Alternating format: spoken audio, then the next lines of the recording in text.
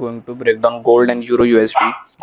So as I've told in my previous video that gold can make a supply zone in confluence with a low of day, and we can see a bearish move till this H4 demand zone I have marked in my previous video. So on M5 time frame, gold has made this supply zone in confluence with a low of day. So our sell limit will be over here, our stop loss will be above these highs, and we will take minimum 1:2.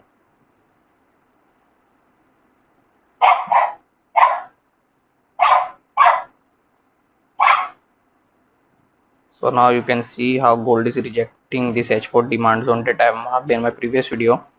So if we will go to our lower time frame, so if you will see a more strong bullish move breaking these highs and coming back to this demand zone over here, then we can buy gold from this demand zone. This will be our SL below this low, and a minimum we will take 1:2.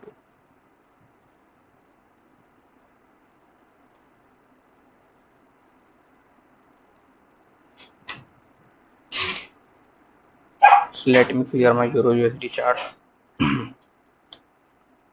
So on euro USD, on H4 time frame, we have this demand zone,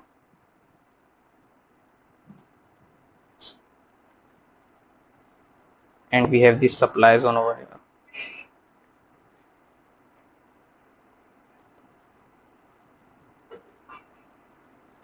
And now we'll go to our M5 time frame to mark highs and lows from previous 2 days. So now as we are trading on Monday, we'll mark our highs and lows from Friday and Thursday.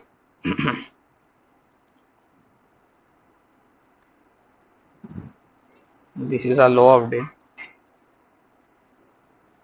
This is our high of day.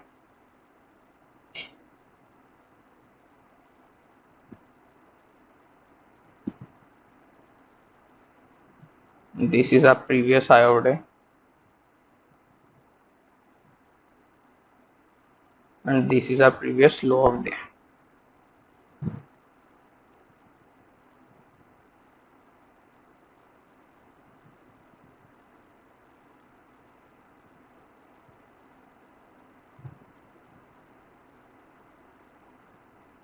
So now on M15 time frame,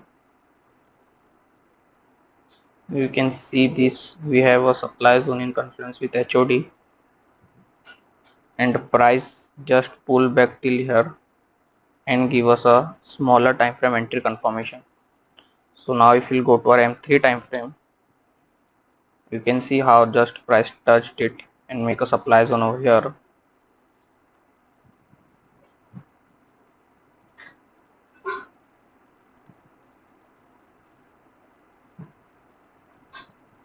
And we also have a supply zone on M5, this.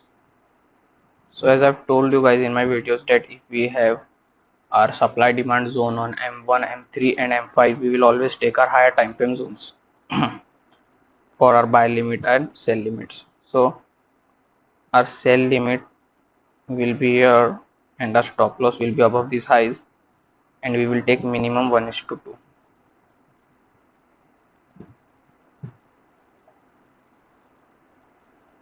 So now on M15 time frame, we also have this supply zone in confluence with our LOD, but price did not retrace and give us our entry.